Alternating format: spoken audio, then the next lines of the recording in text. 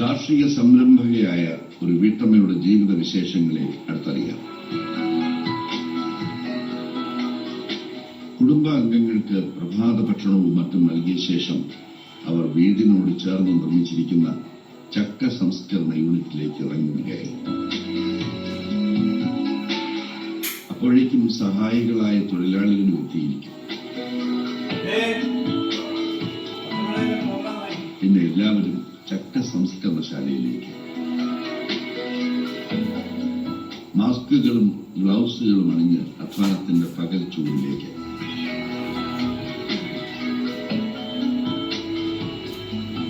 പത്തനംതിട്ട ജില്ലയിലെ റാന്നി ചെത്തോങ്കര കുന്നിൻപുറത്ത് പുത്തൻ വീട്ടിൽ സിനി, റേച്ചൽ, മാത്യു നഴ്സിംഗ് പഠനം കഴിഞ്ഞ് നേരെ എത്തിയത് ശ്രീലങ്കയിലെ കൊളംബോയിലായിരുന്നു. എന്നാൽ കൊച്ചുകുട്ടികളായ മക്കളുടെ പരിചരണാർത്ഥം നഴ്സിംഗ് ജോലി മതിയാക്കി സിനി വീട്ടിലേക്ക് തിരിച്ചെത്തുകയായിരുന്നു.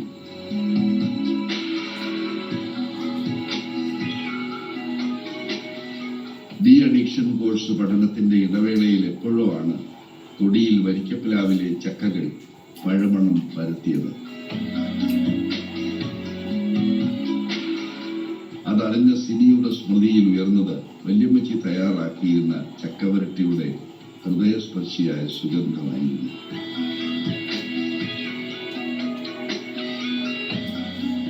പ്ലാവിൽ നിന്നും 2 ചക്കകൾ അടർത്തിയെടുത്ത് ചുളകൾ വേർതിരിച്ച് വരട്ടിയെടുത്ത് തനി നാടൻ ഹൽവ തന്നെ സിനി തയ്യാറാക്കി. അതിൽ ലിഹാദുരതയുടെ നിറക്കൂട്ടും പാരമ്പര്യത്തിന്റെ രുചിക്കൂട്ടും ഉണ്ടായിരുന്നു. തന്റെ ചക്ക ഹൽവ നിർമ്മാണ രീതി സാമൂഹിക മാധ്യമത്തിൽ പങ്കുവച്ചതോടെ ഇന്ത്യക്കകത്തും പുറത്തുമുള്ള മലയാളി സമൂഹം അത് ഏറ്റെടുക്കുകയായിരുന്നു.